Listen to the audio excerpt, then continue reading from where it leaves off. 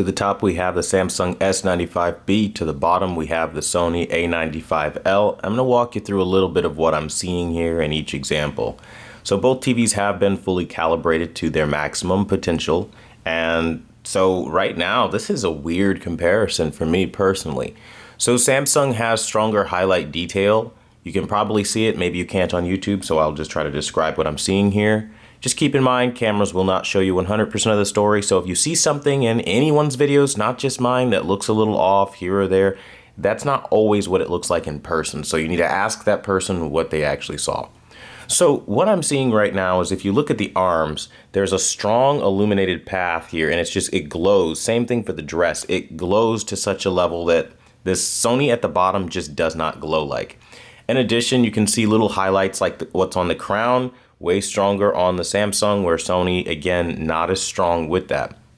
Now, because this year Sony favors, and I mean heavily favors, shadow detail, it does affect contrast. So when you get to scenes like this where there are a pretty decent balance between bright and dark elements, you run into this weird effect where it just kind of generally looks just a tad hazy because it's trying to draw out the details from the shadows.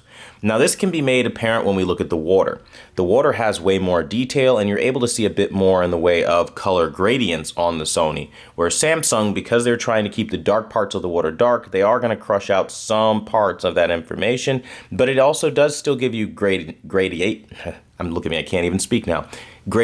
but at the same time, it also is giving you the depth and the pop that comes from that. So it's, I don't know, maybe an artistic style from one company to another, but it's one of those things that I do definitely appreciate as I keep watching these comparisons. This image will show you the differences between these two displays, hopefully.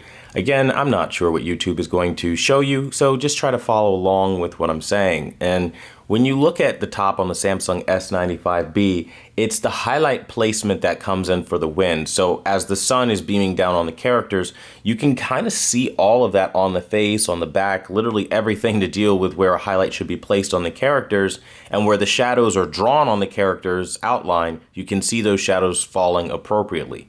Sony is targeting something far different where it's generally more flat. So you don't have strong highlights that feel almost HDR-like you do on the Samsung. Instead, you just have like, I don't know, they're just kind of flat, really. The best way I can describe it, flat highlights, where it's not as toned up, it doesn't look as popping and as punching, and that takes away from the immersion. Also, very surprisingly, between the two TVs, the Samsung is actually the clearer TV with more in the way of just clarity in general. Now, I'm not gonna lie, going into this, I just knew I would be able to give that part of it to Sony and say, you know what, screw it, like Sony just will take the cake for clarity. But in this example, they're not. Now, the relevancy of this is right now I'm streaming. I'm on Crunchyroll, and this is episode 158 in Black Clover. So quite literally where this would matter, people wanted me to check the upscaling capabilities of like 1080p and stuff like that. Well, here you go. Black Clover, cleaner, clearer, sharper on the Samsung than on the Sony. Now this suggests that what we've been hearing, that Sony is just king for processing, isn't necessarily the case. Now I'm not gonna lie, I kind of bought into that a little bit too. I'm not gonna lie, I just thought that Sony would be better and beat Samsung in this area. Like I just knew going into it, but as I'm seeing on my end, that's not the case. Sony is actually a little bit blurrier by comparison, which is actually shocking the hell out of me. I didn't expect that. Now, a win for Sony, though, is the gradients. They are dominating Samsung as far as color accuracy in this particular shot. So you do have some benefits coming through on Sony. So it's not all bad. I mean, the sky looks more colorful. Skin tones look more natural. So it's like a give and take relationship for this particular scene. Now, I want to point this out as well because I haven't heard a single reviewer mention this in a single comparison or even when we just talk about Sony in general. Two things. One, Sony's menu is really slow this year and clunky, similar to what we see on Samsung, which I did not expect. So, and there's another issue for me that's really annoying. There's a black pulsing that happens to almost where it looks like black frame insertion flickering, but it's not. It's the weirdest thing. It's almost like a weird animation that looks like a television defect. So when you press anything, like to select it, there's this black pulsing that happens across your screen that starts dimming. You could probably see it across the text. It's really irritating, right? So that's something I did notice. And I think a lot of people probably will find quite irritating. Another thing you're gonna notice is like the stickiness of the menus. I mean, like if you're just here and you're trying to navigate through menus, it's pretty sticky. Like, it's really sticky, and I don't like that part about it. So for $3,000, I feel like they need to like tune it up a bit or something to get it to run a little bit faster. But that part out of the way, now let's talk about what we're seeing on the screen. So Samsung still coming through with the stronger highlights by far, and the better clarity.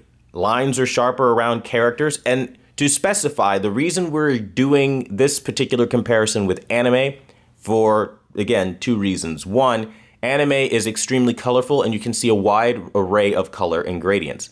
Two, you can see clarity because they're drawn. So you can see lines of sharpness way easier than you could in any other type of media because lines are quite intentional in drawings.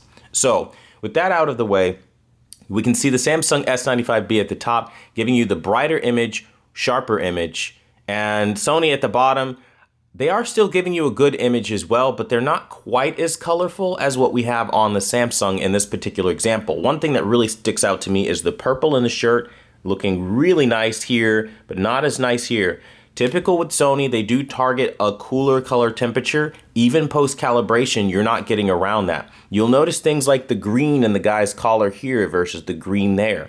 That kind of takes a hit. Again, if you look at the eyes, the blue in her eyes here versus the blue in her eyes there, the top looks just a little bit better. And you can do these examples across the board. I mean, you can look at skin tonalities as well when you look at his face in the background, more lifelike versus here just a bit more cold. I don't know what Sony's approach is when they do this, but it's just something that they do. Again, you can notice even in the sky in the background, looks more like a night sky, where here it's a little bit more cool. This is something that Sony struggles with immensely, and it's something that really is annoying, but I guess it's just one of those things that you have to take with a grain of salt. Spoiler alert, if you are not past the land of Wano or you've just started the land of Wano in One Piece, this is a good time to maybe like fast forward this part of the video, okay? Now, that disclaimer out of the way, we're gonna talk about what we see here. Now the Sony is substantially brighter than the Samsung at the bottom. So the Sony has no problem maintaining brightness, but it is my belief that Sony's algorithm is sloppily and unintelligently placing the brightness. As we saw in examples where they could have easily added in this extra brightness, they reserved it to create a flat image with shadow detail. I don't like that approach, and I think it is harmful. You see, because now it's mostly bright. And so they're just brightening up everything in the scene. Of course, this dilutes some colors. We're seeing color dilution here. We're not seeing that purity behind every single color. And all the colors generally in comparison to Samsung, they don't look as great. If we look at the top, Samsung is nailing every single color and it looks great. So even though the highlight back here is nowhere near as strong as on the Sony, the colors are better and the sharpness and three-dimensional draw is better. So the real depth enhancer on the Samsung at the top is doing a better job than the XR Bravia processor at the bottom. And again, this is One Piece. So we're here in Crunchyroll. This is season 13, episode 1074. And yes, I did watch all of those. Now, this is where I start to feel very conflicted, and a lot of viewers might as well. So Sony gives delicious blues, almost like a W OLED, right? So like the lightning in Luffy's hand right now as he's holding that lightning bolt, insane. Like it just looks incredible on the Sony A95L. But the highlights leave a lot to be desired, and it is blurry as hell by comparison to the Samsung, which it's not over sharpened, it's just tack sharp. And that highlight that would naturally exist if you're holding a bolt of lightning all around you is just stunning on the Samsung, giving just another level of 3D like to your TV that just Sony is not doing.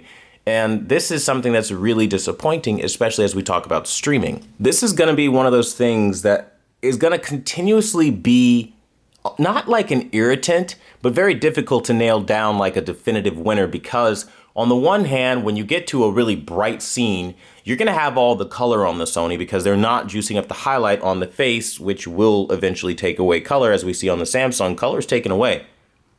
Now, here's my perspective with this.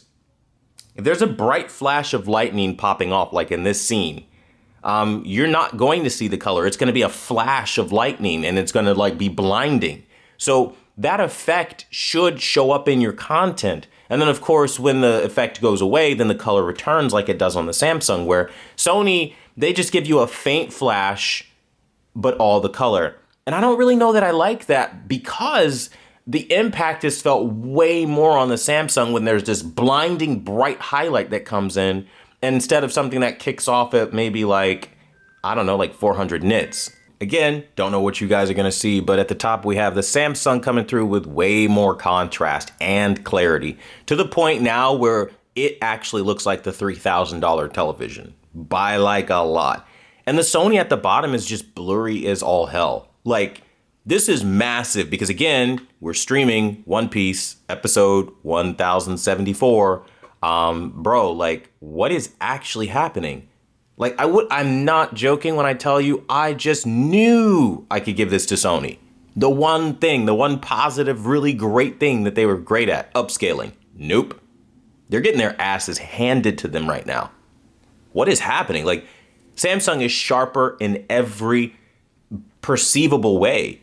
And the contrast coming off of this is just, and the separation between that to this and all that, that's incredible. Sony is just way too flat this year. And I really think this has a lot to do with that whole like, oh, you've got to aim for cinematic. Well, the problem is now you start washing out and muting out everything to look like a log picture profile that's an ungraded piece of footage. And in English, that means something straight out of the camera that's really washed and flat with no editing whatsoever done to it. That's basically what Sony's look like now. And it's like, Sony used to be known for their clarity, contrast, depth, and three-dimensional draw. I remember when they had object-based HDR remastering for HDR and SDR.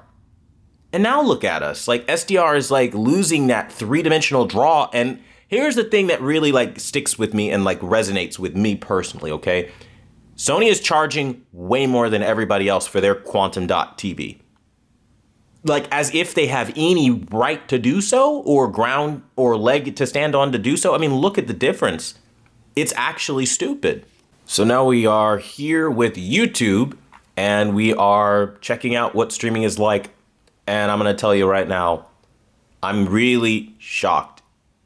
That's the only way I can describe how bad Sony is doing right now when it comes to upscaling. Now things that normally would have looked fantastic, they don't. And I'm seeing like, you still have sharpness, don't get me wrong. You still have clarity, don't get me wrong. You don't have $3,000 worth of it. I mean, look at this train track scene. Samsung's dominating the color, the highlight placement, everything. Where Sony's just kind of left there trying to fend for themselves. And they're not doing that great, but they cost more. Like, and I'm not seeing why they cost more. And there's more motion issues I'm noticing on the Sony as well. Less realistic foliage. What is actually happening right now? This is really weird. Now this looks better for Sony right here. That three-dimensional depth there just looked better for Sony. And this does too right now. Blue's way better on Sony right now. Now it's going back to Samsung. That's totally a win for Samsung there. Sony down now here. Sony again. They're trading back, like, but it's not enough to where Sony can say like they're coming out ahead where they need to. And that's the part that's kind of shocking me. I'm not gonna lie. I'm kind of reaching for words here. Like, I just knew upscaling was gonna be Sony's win. Ugh, this is hard for me to process right now. Sony is actually getting beaten in upscaling by the Samsung S95B on the A95K or A95L. Like, what is actually happening? So at this point, the win goes to the Samsung S95B. Now, the reason for that is because contrast, clarity, honestly, the whole image overall just looks better, where Sony doesn't have that look. Sony is favoring shadow detail way too much, and in opening them up, they forgot one of the most important parts of a detailed image, and that's the shadows. By kind of abandoning and neglecting shadows, contrast falls to the wayside. Now, some people might like this, call it more cinematic because it's a flat, neutral look, but it doesn't look good by comparison to what Samsung has arrived at. The other aspect of this is the Samsung S95B, S90C, S95C are better options for gaming and stuff like that. But the thing I'm noticing, the speakers are way better on the S95B, which means the S90C will also be better than the S90 or A95L. Okay, so then we're talking about picture quality. The Samsung gets brighter where it needs to, and the Sony just gets bright for the hell of it, it feels like, in a lot of scenes. Not all of them, but in a lot of scenes. That is troubling and problematic when you're trying to have an image that makes sense. The other aspect of it is the Samsung S95B didn't cost $3,000, and neither does the Samsung S90C. And so what are we doing here when the A95L is costing more than the people who make the panel, and they're not arriving at a better image? Because if you're going to charge more, you better be way better. And look at this image right now. Samsung is better. And I don't know why Sony thinks that they can get away with this year after year, but it is what it is. Maybe it's the reviews giving them awards every year, or the people defending them in the comment section. But the point is simply this: for the money, pound for pound, dollar for dollar, no matter how people tell you Sony's so accurate and so amazing, you're seeing the Samsung S95B have better color, contrast, clarity, brightness placement, and features overall. It's blatant at this point. And I knew it was going to be. Upscaling really did shock me. Like now, like the sand bar, I'm gonna pause this demo, right? I'm gonna run that back. They're not getting away with this. Not at all, okay? This is Sony's own demo, okay? That detail in the sandbar is non-existent on the Sony. It's very, like, blurry, right? Where on the Samsung, it's very clear, tack sharp. And I'm gonna keep it going. I'm not even gonna stop there. If we look at the water and the waves and the highlight from the sun, the white highlight that appears all throughout the waves and all on the water, you can see it far more pronounced and far more clearly on the Samsung S95B. Sony A95L at the bottom, it's not as pronounced. And the water doesn't have as clean and as realistic of gradations. I mean, look at that green. That's sea green right there when it's supposed to be green in certain areas of an ocean body, a body of water. Where Sony, it's just blue. Sony's images are way too cold, and they need to stop doing this. I am the only YouTuber at this point that has been saying that. The only reviewer. Everybody else just seems to clap when they see this. Okay? Go ahead and clap. We'll give you a minute and a second to wait. Clap for your victory. Because the more you lie to people, the more I'm going to show people the truth. And everybody, here's the truth. More warmth, more realism, more color accuracy, more contrast than what Sony is providing at the $3,000 level post-calibration and well beyond what any of these other YouTubers are even capable of producing. This Sony, by the way, is already at a level that is beyond what they're going to try to do for you. I sat here painstakingly for days getting these TVs where they need to be. And Samsung has the higher ability. This should not happen. And I know I sound biased when I say that, but it shouldn't happen for two reasons. One, Sony costs more. That we already know. The second, Sony has a color management system to go in and fine-tune colors. And they still couldn't get the job done, where Samsung doesn't even have all of that to the level that Sony does, and it's getting its ass spanked. You really ought to let images like that speak 1,000 words. Images like this speak 1,000 words to you. Because it's telling you right in your face. Images like this tell you too. Sony is going to favor brightness in a scene like this. Now Sony is brighter than the Samsung. But what it's lacking is the realism. And that is really shocking me. And it's to the point now where I'm starting to understand what people were saying when they said Sony is over editorializing the image, right? Basically, when there's a bright spot on the image or anything bright, Sony's going through and juicing that shit up. And it's destroying the image because they don't have the shadow details to fall back on something like that, where if you're going bright on your highlights, you need darks too. It's not that they don't have black levels, but they're not strong enough for what Sony's trying to pull off here with the over-aggressive brightness. It doesn't work. Samsung's not doing any of that. They're providing a balanced, well-appropriate, colored and placed image, and it just looks good, right? Like, I feel like I'm looking at a bowl of fruit up here. I feel like I'm looking at a photo of a fruit bowl up here. That should not happen for $3 grand. And that is the ultimate point that I'm making here. So if you guys have questions, ask in the comments down below. As always, I want to thank you guys so much for watching the #1 brand in honesty. And until the next video, I'll see you guys later.